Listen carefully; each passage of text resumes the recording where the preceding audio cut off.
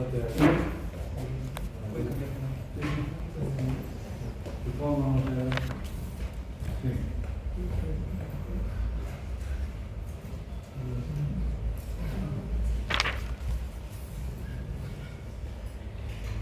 Bueno, buenas tardes.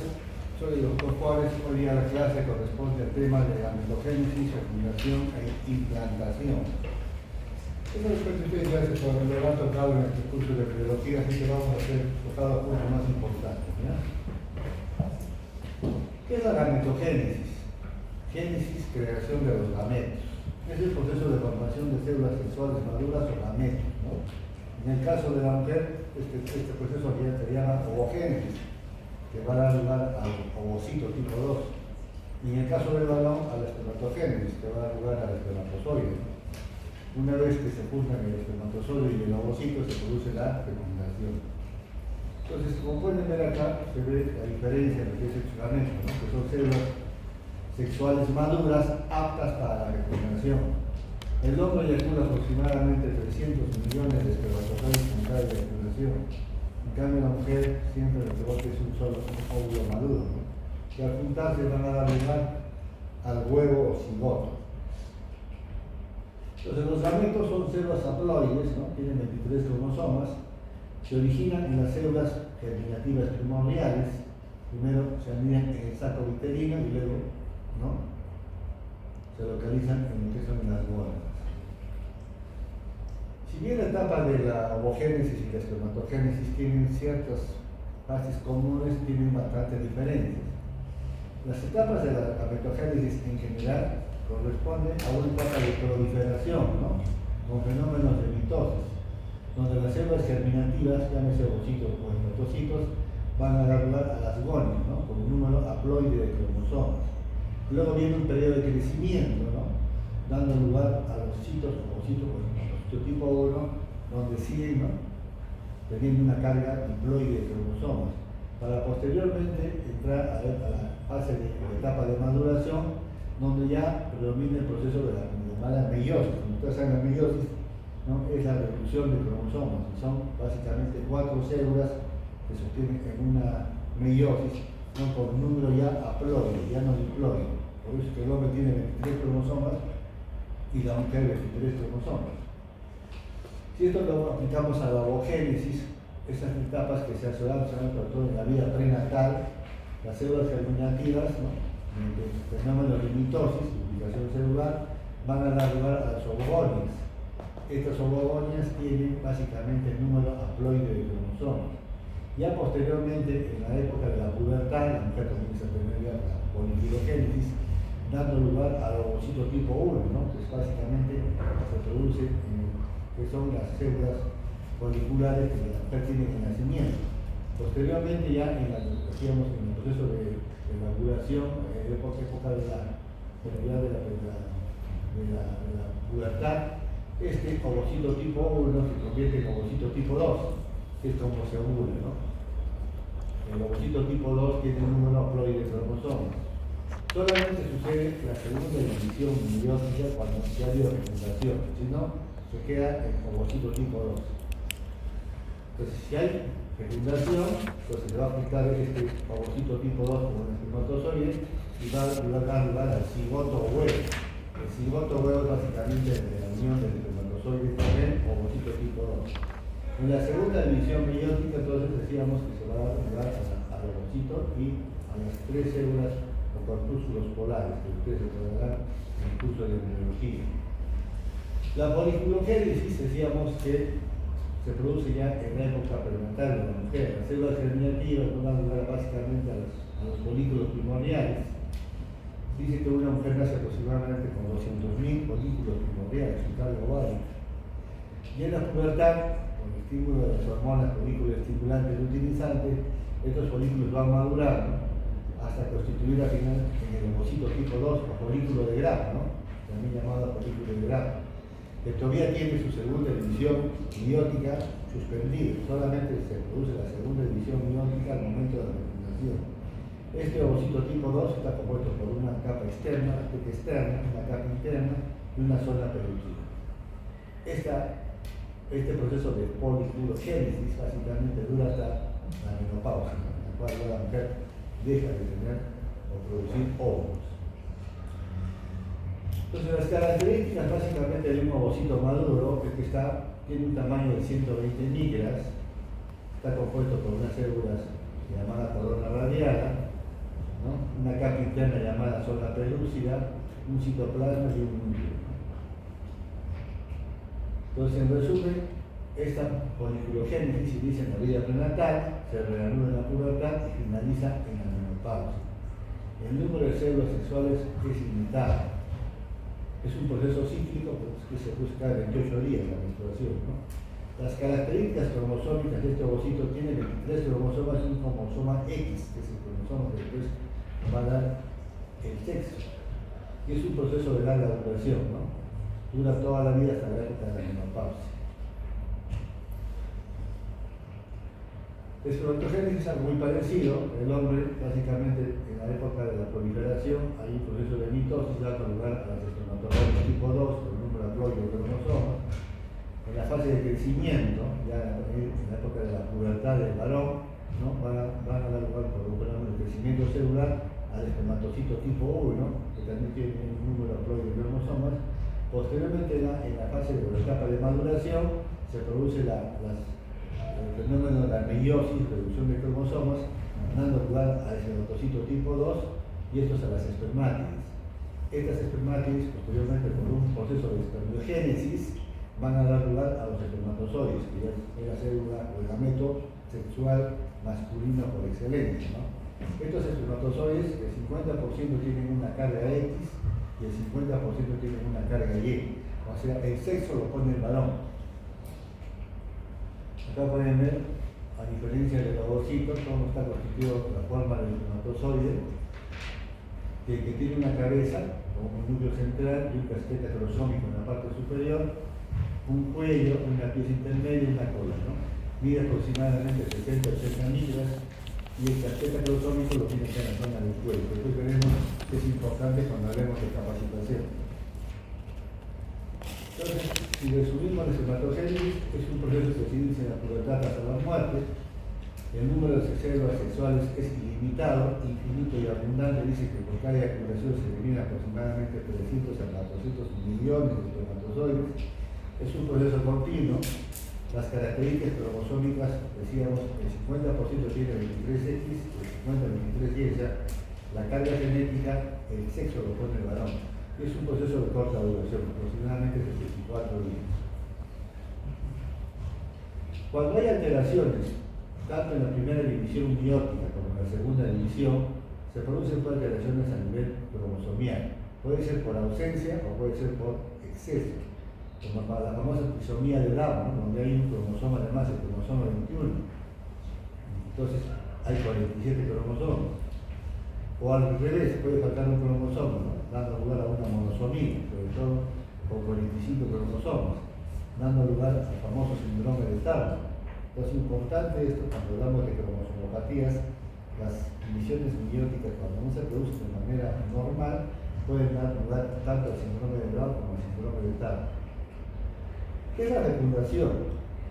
La fecundación es el proceso por el cual los gametos masculino y femenino se fusionan. El espermatozoide se va a juntar con el ovocito tipo 2, dando lugar a la célula huevo cigoto. Esta debería ser la etapa más precoz del origen del ser humano. Donde, una vez que se eliminan los espermatozoides en el canal vaginal, decíamos en cantidades bastante grandes, hasta 200, hasta 100 millones, el espermatozoide, por movimientos rectilíneos y también por contracturas espásticas del útero, va a ascender por la cavidad uterina, va a atravesar la trompa y es a nivel acá de la ampolla donde se va a juntar con el ovocito, ¿no? Que es el lugar donde se origina la fecundación. Acá puede ver una imagen, un transporte de los espermatozoides que se va a juntar con el ovocito y van a dar lugar a la famoso huevo cigoto. Pero para que el espermatozoide pueda fecundar al ovocito tiene que excluir un proceso de capacitación que mencionamos anteriormente. Es un proceso por el cual el espermatozoide adquiere su capacidad fecundante, para lo cual pierde una capa de proteínas y proteínas plasmáticas a nivel del casquete de la cromosoma, está en la cabeza del espermatozoide, ¿no? En este proceso, el espermatozoide sufre un proceso de capacitación. Posteriormente viene la reacción acrosómica, ¿no? Cuando hablamos de lo que es la fecundación, que es la liberación por parte de la cromosoma del espermatozoide de enzimas del tipo acrosina y tripsina que le permiten al espermatozoide penetrar la zona pelúcida. Este es el ovocito, la corona radial, la zona pelúcida. Entonces, se menciona que de los 300 millones de espermatozoides, solamente 150.000 a 100.000 logran no llegar a la zona pelúcida. Entonces, si hablamos de fases, la primera fase en cuanto a la fecundación es la penetración de la corona radial. Como acá pueden ver, los espermatozoides secretan enzimas lisosómicas que van a hacer que, ¿no?, atraviesen la corona radial y se pongan en contacto con la membrana pelúcida y posteriormente con la membrana basal del ovocito. Entonces acá se ve cómo están penetrando la zona pelúcida, ¿no? Una vez que penetran la zona pelúcida y toman contacto con la membrana basal del ovocito, se produce la famosa reacción acrosómica. Acá pueden ver una imagen histórica como el espermatozoide está atravesando ya lo que es la membrana plasmática del ovocito. Una vez que atraviesa la membrana plasmática del ovocito por fenómenos moleculares y enzimáticos, el ovocito cierra su membrana y no permite el paso de más espermatozoides para evitar la polisperma. Entonces, la fase 3 sería cuando la fusión de las membranas celulares del ovocito 2 y el espermatozoide, como se puede ver acá, solamente un espermatozoide logra entrar. Entonces, una vez que penetra el espermatozoide, se produce la famosa reacción sónico-orbital, decíamos, en la cual se cierra la membrana del ovocito impidiendo el paso de más espermatozoides. Posteriormente, se produce la segunda división biótica, que decíamos que solamente se produce cuando el ovocito es fecundado, y posteriormente viene lo que es la activación metabólica del óvulo, ¿no? Como el óvulo posteriormente ya una vez producida la segunda división biótica, viene la famosa activación metabólica del óvulo. Entonces, los resultados de la formación de la fecundación son, si hacemos un resumen, la formación del cigoto, que decíamos que era la unión del espermatozoide con el ovocito, el establecimiento de la diploidía, ¿no? Van a haber 23 cromosomas de la mujer y 23 cromosomas del hombre, dando lugar a los 46 cromosomas que conforman el ser humano. La determinación del centro cromosómico básicamente lo da el hombre. El hombre tiene 50 espermatozoides X y 50 espermatozoides Y, ¿cierto? Entonces XX sería femenino y XY sería masculino. Posteriormente comienza lo que es el inicio de la segmentación, que no es otra cosa, ¿no?, que el cigoto, una vez que ya se une con el espermatozoide, ¿no?, todo eso ya se comienza a formar un proceso de segmentación, ¿no? Como ustedes recordarán, que es la formación de estas famosas blastómeras del cigoto, ¿no? Por fenómeno de mitosis, el cigoto comienza a reproducir sus núcleos celulares, llamados blastómeras, que van a atravesar todo el canal o la trompa uterina, ¿no? Cuando llega a tener más o menos 16 blastómeras, se conoce con el término de mórula, con la forma muy parecida a la mórula. Posteriormente a la mórula va a dar lugar al blastocisto. En esta mórula ya se produce una división, ¿no? Se identifica una masa celular interna, que posteriormente va a dar lugar al embrioblasto, como recordarán, y una masa celular externa, que posteriormente se va a llamar tromboblasto.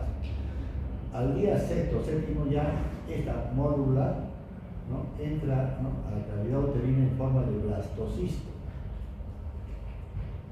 Acá viene básicamente un esquema reducido de lo que es la segmentación, ¿no? Está la producción del blastocisto, en la cual el blastocisto está formado por 107 células de blastocistos. El quinto día, sexto día que ya ingresa al cuerpo uterino, y tanto en la cavidad, en la masa izquierda y externa, se forma un espacio llamado blastocele. Entonces, a esta conformación histológica se le conoce como blastocisto, que es la forma en la cual llega a la cavidad uterina y se va a implantar en el endometrio. Entonces, acá tienen cómo se forma el blastocisto, ¿no? Hay una producción de absorción de sustancia líquida por el blastocito, dando lugar al blastocele, una masa interna llamada embrioblasto y una masa celular externa llamada tromboblasto. Más o menos mide un blastocito 0.2 a 0.5 milímetros, ¿no? El tamaño de un blastocito. Acá como pueden ver ya llegó, ¿no? el cigoto, ¿no? Luego de la fermentación en forma de blastocisto, más o menos al quinto, sexto, séptimo día, ya está dentro del útero, ¿no?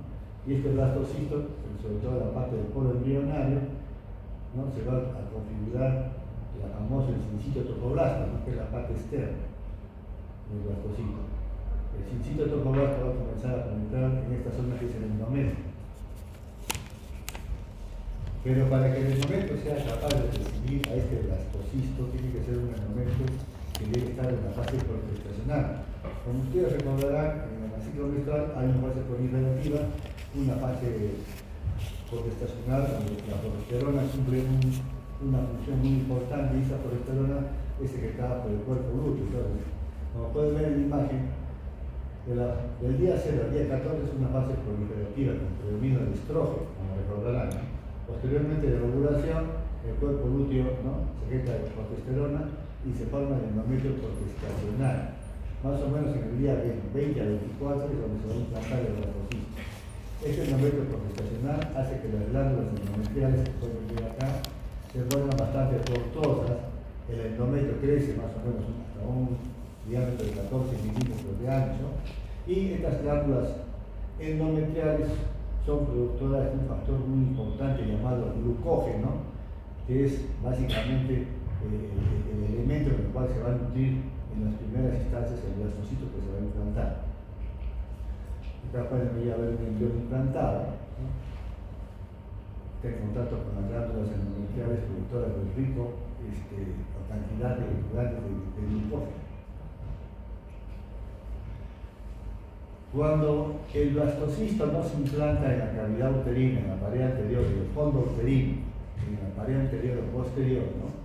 Y se implanta en otros lugares, el lugar más frecuente es en la trompa, por diferentes causas. Una puede ser una caída septo, obstrucciones, ¿no? Obstrucciones parciales de la trompa, entonces el blastocito pues se quede implantado en la trompa, ya puede ser en el cabo, en el istmo, ¿no? También puede ser en el ovario o inclusive en el intestino. A esto se conoce como embarazo ectópico, que después van a ver cuando estudien la hemorragia de la primera mitad del embarazo. El embarazo ectópico la mayor parte de veces se desarrolla cuando el blastocisto no se implanta en el fondo uterino sino en la trompa. Entonces, como está creciendo el blastocisto, llega un momento más o menos a la cuarta, sexta semana que va a romper la trompa y va a producir una hemorragia, un hemoperitoneo. Y por tanto, entonces, a eso se le conoce como embarazo ectópico.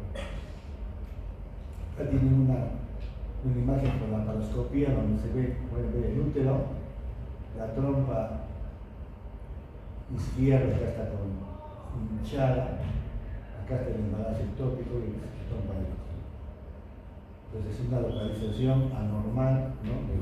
del cigoto de la implantación. Ahora, la implantación, como decíamos, tiene que ocurrir mediante un proceso que ya mencionamos, ¿no? La formación del blastocito, pero también una transformación del endometrio en un endometrio secretor, ¿no? Este endometrio secretor básicamente la sustentación hormonal está dada por el cuerpo lúteo. Acá vemos lo que ya mencionamos anteriormente, ¿no? Hay un proceso de segmentación, ¿no? Que se produce a las 24 horas de fecundación, donde ocurren divisiones mitóticas, no dando lugar a las blastomas. En el periodo de cuando estas blastomas llegan al número de 8, no hay expansión celular, se conoce como estado de compactación. Posteriormente, al llegar a la etapa de 16 células o blastomas, conocidas como mórula, ya se forma una masa interna llamada embrioblasto y una masa externa llamada trofoblasto. Y la forma de blastocitos es como se va a implantar al séptimo día en la pared anterior o posterior en el fondo uterino. Entonces, la formación del blastocito a 4 días post fecundación, la mórula llega al útero, como mencionamos anteriormente, comienza a absorber fluidos del exterior, mediante el bomba de sodio, potasio y ATP pasa, ¿no? Entra acá líquido, formando el famoso blastocele. gracias al emioblasto, la masa cerebral interna, el trofoblasto, la masa cerebral externa.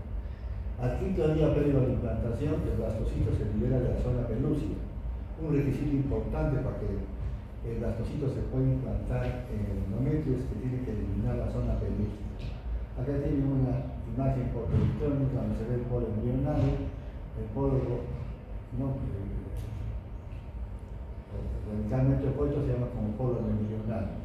Esto debería ser el trofoblasto, esto debería ser el emioblasto. Acá también tienen más o menos que ya les hemos comentado como de segmentación, por fenómeno de mitosis. Este cigoto luego se va segmentando formando los famosos blastómeros, ¿no? Acá en la época de mórula, y en la época del blastocito llega a la cavidad uterina para posteriormente implantarse a nivel del endometrio. La implantación entonces del blastocito en el endometrio es un proceso por el cual, ¿no? Este se inserta básicamente en un endometrio, decíamos, de tipo progestacional. La ventana de implantación es el periodo del útero receptivo para implantar, más o menos sería el sexto día post-fecundación. Si hablamos de menstruación sería entre el día 20 y 24. Normalmente el blastocito se implanta en las paredes posterior, anterior o lateral del cuerpo lúteo. Cuando se implanta, sobre todo en la trompa o en otros lugares, se conoce como embarazo ectópico. Entonces, esta implantación tiene una fase de aposición, una fase de adhesión y una fase de invasión. Más o menos al 9º día ya el blastocito se inserta completamente dentro del endometrio. Al momento de la implantación, la mucosa del útero se encuentra en la fase secretoria luteína. Como ustedes saben, el endometrio tiene tres capas, una capa superficial, una capa superficial, que es la que ven acá, una capa esponjosa y una capa intermedio basal, donde están las raíces de las glándulas y de los vasos endometriales.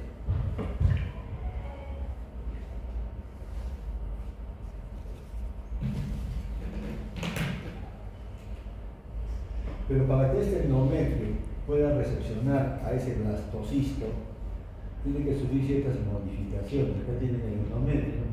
Primero tiene que disminuir el glucocáliz. ¿Qué es el glucocáliz? Es una mucoproteína que cubre el endometrio, disminuye el espesor, ¿no? Para facilitar la entrada del blastocisto. En el endometrio se forman las microvellosidades, también llamadas pinoporios, que ven por acá. Son como tentáculos que, ¿no?, van a hacer el engranaje con el cinchito trofoblasto del blastocisto. Y el blastocisto, básicamente, para poder implantarse, decíamos, repetimos, tiene que perder pelado, ¿no?, la zona pelúcida, y mediante enzimas como el perlecarno, proteoglucano, integrinas, metaloproteinasas y citoquinas, logra penetrar en el endometrio, ¿no? Es como una interdigitación entre los eudópodos, ¿no?, del endometrio y el silcito trofoblasto para dejar que hagan contacto con el endotelio materno y se forme ya la unión útero-placentaria. Acá pueden ver, tenemos la posición, como el blastocito comienza, ¿no?, a pegarse a la zona endometrial. Acá hay un periodo de herencia para esto y ahí intervienen enzimas lisosómicas y proteinasas, ¿no?, que hacen que el endometrio no logre introducirse, el blastocito logre introducirse hacia el endometrio. Dentro de las enzimas se menciona que las más importantes son la metaloproteinasa 2 y la 9, ¿no?, que son enzimas que van a hacer que el endometrio se logre iniciar y puede entrar el blastocisto. Igualmente el endometrio, mediante las famosas enzimas llamadas TINS, ¿no?, controlan este ingreso de las metaproteinasas, porque no es una invasión descontrolada. El blastocito, mediante su sistema de metaproteinasas, logra ingresar al endometrio, pero este endometrio también controla esa invasión. No puede ser una invasión descontrolada mediante estas enzimas llamadas TIN. Entonces la implantación comienza en el 7º día y culmina en el 9º día. El trofoblasto, como puede llamar, ¿no?, es el polo embrionario, contacta con las células del endometrio y rápidamente prolifera y invade la creación de enzimas proteolíticas, sobre todo las proteinasas que estaba mencionando. Hay una diferenciación entre el citotrofoblasto, que es de esta zona de acá, y el citotrofoblasto, ¿no? Este sería el citotrofoblasto y este sería el citotrofoblasto. Ya a este nivel, el citotrofoblasto ya produce hormonas, sobre todo la hormona gonadotropina.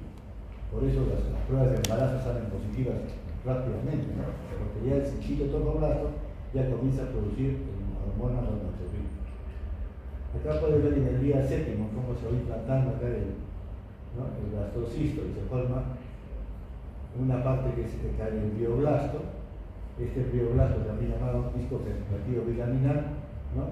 Se diferencia en dos capas, una capa interna llamada epiblasto y una capa externa llamada hipoblasto, ¿no? Entonces, este es un citotocoblasto, el epiblasto y el hipoblasto. Al día octavo, en la zona del epiblasto se forma una cavidad, como pueden ver acá, que es la famosa cavidad coriónica, ¿no? Este es un citotocoblasto y citotocoblasto. Al día 9 ya está bien formada la cavidad amniótica, se produce una primera migración, ¿no?, celular, dando lugar a la famosa membrana de Heuser, que está por dentro del tromboblasto, ¿no? La famosa membrana de Heuser. Esto en el día 9. Y en la parte donde ha entrado el blastocito se forma el coágulo, ¿no?, que cierra el orificio de entrada. En el día 10 y 11 ya está, se ve acá básicamente pues ya el citotocoblasto con sus lagunas, ¿no?, están tomando contacto con la sangre materna, la cavidad amniótica que está en el epiblasto, ¿no?, esta es la membrana de Heuser, y a esta cavidad acá se llama también celómetro embrionario. Este es un tejido mesenquimático, también llamado mesodermo embrionario, que ya se forma a partir del día 10 y 11. En el día 11 y 12 se ve nuevamente acá el citotocoblasto, el mesodermo embrionario, la cavidad amniótica. Esta es la membrana de Heuser, que mencionamos que era por la primera oleada migratoria celular.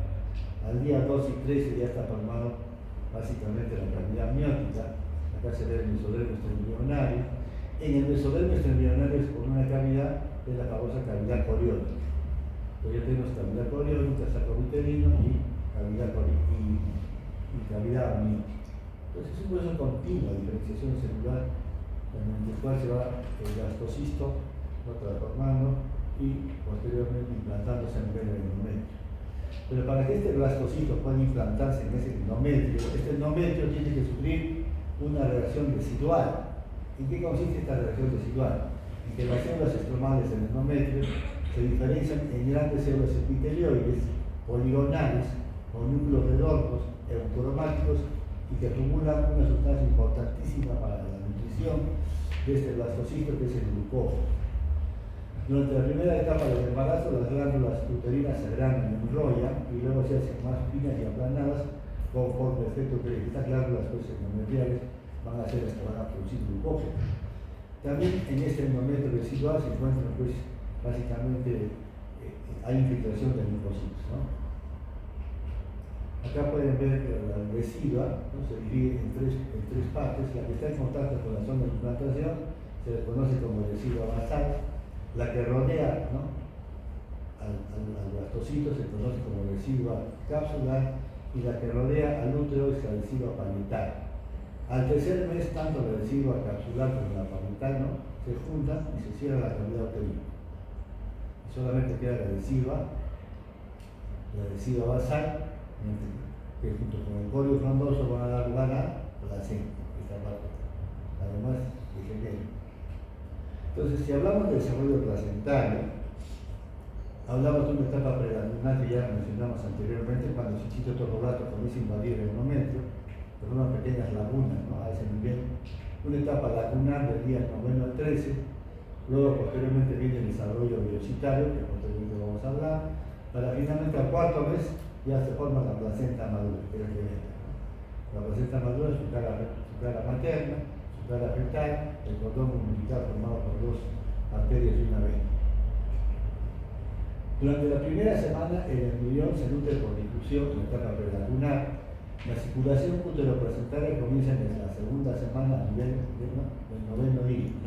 Hay una etapa prelacunar, como ya mencionamos anteriormente, el citotocoblasto, ¿no?, ya tiene contacto con los sinusoides maternos, ¿no?, o la famosa periodo lacunar. Es importante conocer lo que es la nutrición histiotrófica, que es en los primeros momentos, decíamos que es las glándulas endometriales, con la secreción de glucógeno, ¿no?, iban a hacer que este blastocito que crezca, se alimente el glucógeno. Posteriormente, ya la nutrición es hematológica, cuando los sinusoides maternos se unen con los capilares fetales. A partir del tercer día comienzan las famosas vellosidades, que son tres, como recordarán: vellosidades primarias, secundarias y terciarias. Entonces, a partir del 13º día se comienzan a formar las vellosidades primarias, en esta acá se está formando. La vellosidad primaria básicamente está compuesta por una capa externa, que es el citotropoblasto, y una capa interna, que es el citotropoblasto, ¿no? Vellosidad primaria es a partir del día 13.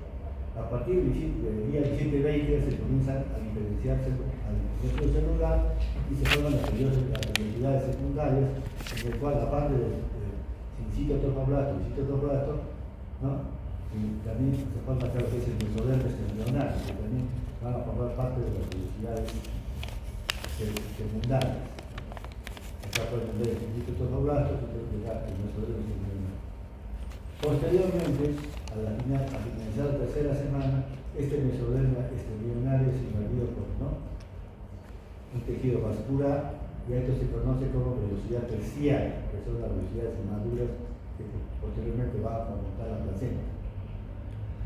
Entonces, en estas vellosidades terciarias, en este mesénquima mesodermo extembrional que mencionamos, ¿no?, que está cubierto por el citotropoblasto, se encuentran muchas células fibroblastos, células musculares, pero hay unas células que un tiempo dieron lugar a estudios muy importantes, porque se creía que tenían que ver con la tolerancia inmunológica.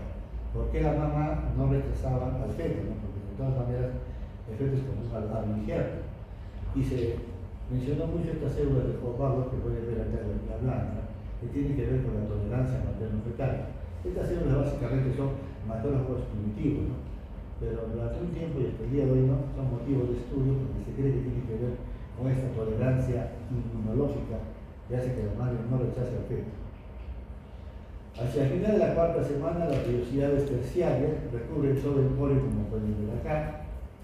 El citotropoblasto avanza, sobrepasa el citotropoblasto y se abren los tejidos maternos formando la cáscara citotropoblática. Al segundo mes, dice acá, las vellosidades coriónicas del halo embrional, esta parte se generan y se forma el corio leve, ¿no? Y a partir de ahora, la única porción del corio que participa en el proceso de intercambio es el corio frondoso, que junto con la decidua basal van a formar la placenta. Esto es lo que va a formar la placenta. Entonces, la placenta madura es un órgano transitorio. ¿Por qué? Porque en el periodo de adornamiento pues es mínimo, ¿cierto? Sus características es vellosa, porque está formada por las vellosidades, sobre todo terciarias, es discoide por la forma que tiene, es residual, porque se ha formado en un momento en que ha tenido procesos de residualización, y es hemocorial, porque la sangre materna entra en contacto con el tromboblasto. También esta placenta madura es coriolantoidea, porque se fusiona el corio con el alantoides. El alantoides en el ser humano no tiene mucha importancia, en cambio en los animales sí, porque tiene que ver mucho con el desecho de sustancias nitrogenadas. Entonces acá pueden ver lo que es la decidua materna, los depósitos de fibrina, la parte epitelial, el tromboblasto, ¿no?, el mesodermo extembrional.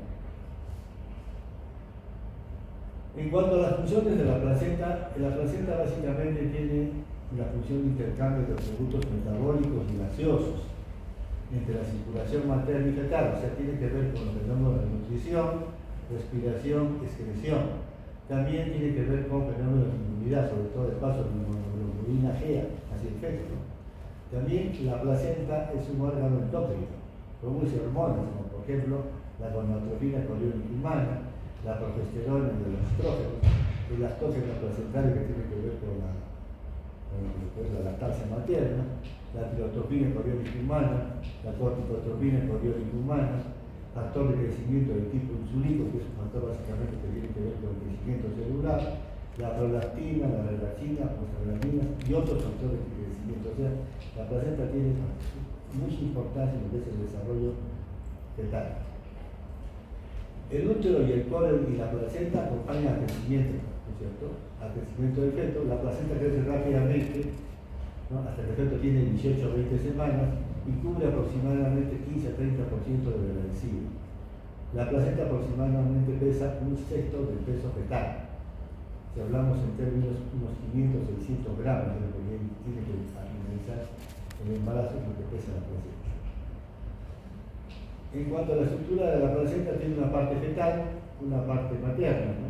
La porción fetal está formada por el córtex frondoso, dijimos, que vendría a ser el tronco más el mesodermo embrionario, y la porción materna, que vendría a ser la adhesiva basal. Al cuarto o quinto mes, la adhesiva basal forma varios tabiques, ¿no?, que se tienen por el espacio intervelloso, ¿no?, y la placenta queda dividida en 15 a 20 cotiledones. Cada cotiledón es una unidad funcional, ¿cierto? Básicamente la adhesiva basal, el miometrio, esta es la placa fetal, con el cordón umbilical, que está conformado por dos arterias y una vena. Ustedes ven macroscópicamente, como en la mañana vieron mis alumnos cuando hicimos la cesárea, hay una parte que es la parte materna, donde se ven los cotiledones, que aproximadamente son entre 15 y 20 cotiledones, una cara fetal, ¿no?, con poliváminos, o un cordón umbilical. El cordón umbilical tiene aproximadamente entre 50 a 60 centímetros de longitud y está rodeado por un tejido mesenquimatoso llamado gelatina de Watt. Acá pueden ver una vellosidad terciaria, esta es, ¿no?, la parte materna. Las vellosidades que tocan con la adhesiva, básicamente con el endometrio, se llaman vellosidades de anclaje. Estas que no tienen contacto con el endometrio son las velocidades libres, ¿no? Esta es una velocidad terciaria. Cada velocidad terciaria está formada, no está dentro de los cotiledones, y como decimos, son unidades funcionales. Acá pueden ver una velocidad terciaria antes del cuarto mes, ¿no?, y luego del cuarto mes, como se ve que luego del cuarto mes estas velocidades terciarias se hacen más vascularizadas, ¿no?, tienen más prolongaciones, velocidades de anclaje, para facilitar, pues, el intercambio feto-humano. La placa fetal está conformada básicamente por el amnios, el mesodermo embrionario, el cincito tropoblástico, ¿no?, lo que mencionamos anteriormente, entonces correspondiente a la placa fetal. La circulación placentaria, como pueden ver en la imagen de la derecha, está compuesta básicamente por 80 a 100 arterias espirales que derivan de la zona del miometrio, que atraviesan la adhesiva basal e ingresan a los espacios intervellosos. Las arterias espirales impulsan la sangre oxigenaria hacia la profundidad de los espacios intervellosos y al disminuir la presión de la sangre fluye de retorno desde la lámina coriónica hacia la adhesiva, donde se ingresan a las venas endometriales. Los espacios intervellosos contienen aproximadamente 150 mililitros de sangre que se recambian 3 a 4 veces al día. La barrera hematoplacentaria, si bien antes del cuarto mes está compuesto por todas estas capas, ¿no?, el cincito tropoblasto, el citotropoblasto, el tejido conectivo y el endotelium, a partir del cuarto mes, aparte que se disminuye su grosor de 20 micras a 6 micras, ¿no?, también desaparecen las capas y solamente está formada por el cincito y el endotelium, ¿no? ¿Para qué? Para facilitar, pues, el intercambio feto-humano, ¿no? Acá puede ver como mencionaba anteriormente. Acá se ve el espacio intervelloso, el cincito tropoblasto y el capilar materno. Esto también lo mencionaba anteriormente. Una placenta, histológicamente hablando, una placenta madura, eso se puede ver acá. En la placenta madura ya hablamos de gestaciones de 39 semanas a más. ¿Qué se ve histológicamente? Que hay un aumento del tejido fibroso en el centro de las velocidades. Es por eso que el intercambio feto-humano, cuando hablamos de embarazo prolongado, cuando se pasa de las 42 semanas, ya disminuye, ¿no?, el retorno del flujo vascular entre el feto y la madre. ¿Por qué? Porque se produce, pues, hay aumento del tejido fibroso a nivel de velocidades. Hay también mayor grosor de la membrana basal de los capilares fetales, como se puede ver acá. Inclusive hay obliteración de estos capilares fetales y la formación de las sustancias fibrinoides que caracterizan justamente a lo que es una placenta madura. Esta sustancia a nivel de la placa fetal se conoce como, ¿no?, como estría de largas, a nivel de la velocidad de estría de error y a nivel de la densidad basal como estría de metabolismo. Estas características histológicas son propias de una placenta ya madura. Pero lo que es más importante, porque en un embarazo prolongado se produce sufrimiento fetal, porque disminuye el intercambio vascular entre la madre y el feto, por eso que mencionamos anteriormente, hay aumento del tejido fibroso en el centro de la respiración, se hace más difícil la respiración entre el feto y la madre. Bueno, la placenta P1 tiene un diámetro aproximadamente de 15 a 25 centímetros, un espesor de 3 centímetros, un peso dijimos entre 500 a 600 gramos. En el momento del parto se desprende, ¿no? En el periodo de alumbramiento. Más o menos un periodo de alumbramiento es a los 30 minutos luego del parto, aunque la placenta se desprende mucho antes, ¿no? Aproximadamente a los 4 o 10 minutos ya se suele desprender, pero se puede esperar, ¿no?, hasta 30 minutos según autores y otros dicen que hasta 1 hora, siempre y cuando no salga la placenta, porque mientras no se desprende la placenta, no se va a formar el globo de seguridad final, o sea, que es la formación mecánica del útero, ¿no? Tiene que salir la placenta para que el útero contraiga. Si la placenta no sale, el útero no va a contraer y se puede producir la famosa hemorragia del parto, que puede ser bastante abundante.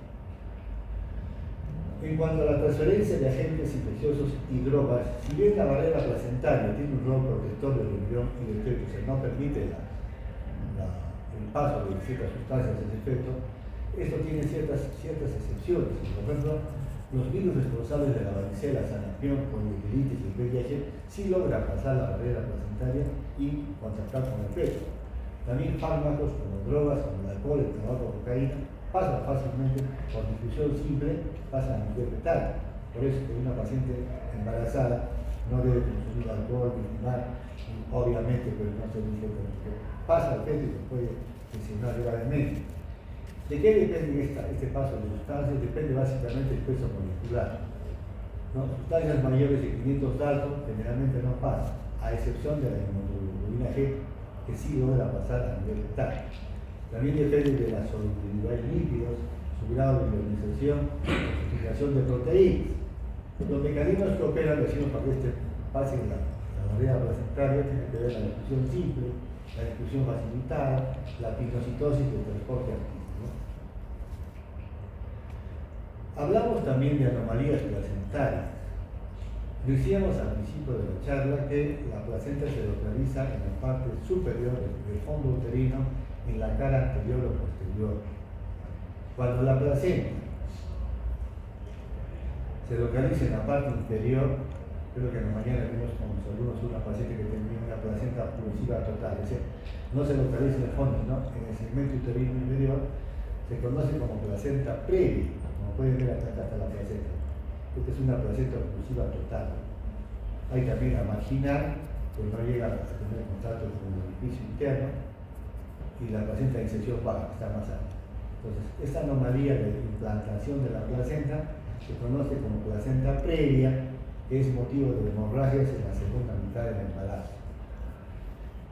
Al contrario, en cuanto al grado de adhesión, ¿no?, hay a veces casos en los cuales la placenta ya tiene una adherencia, cuando hablamos del periodo de oposición e invasión, esta placenta a veces tiene una adherencia normal, ¿no?, hacia la zona de la adhesiva basal, y esto se conoce como placenta ácreta, que se ha visto en un 75 o 78% de casos, ¿no? Esta placenta ácreta, si logra atravesar el miometrio, se conoce como placenta íngreta, y traspasa el miometrio, inclusive puede causar un hemoperitoneo, o sea, sangrado abdominal, se le conoce como placenta pélvica, ¿no? Entonces, ácreta, íngreta y pélvica. Tiene que ver con fenómenos, anomalías de adherencia. Obviamente este tipo de placenta normalmente termina, el embarazo luego del parto cesárea, termina en histerectomía. En cuanto al cordón umbilical, decíamos que es el nexo entre el feto y la placenta, se forma a partir del pedúnculo de edificación del embrión a partir de la tercera semana, ¿no? El cordón umbilical está formado por dos arterias y una vena, y esas arterias están rodeadas de un tejido mesenquimatoso llamado tejido de Wapner, ¿no?, queratina de Wapner. Bueno, eso es todo en cuanto desarrollo de lo que es fecundación y plantación. ¿Alguna pregunta? Bueno, esto ya ustedes lo han visto en la comisión de curso de biología. Es importante recordar que todos estos pasos de lo que es la fecundación, implantación y desarrollo placentario pueden tener anomalías, ¿no? Cuando llegamos al final, anomalías de agresión, anomalías de implantación. El delegado ya firmaron la lista de inscripción.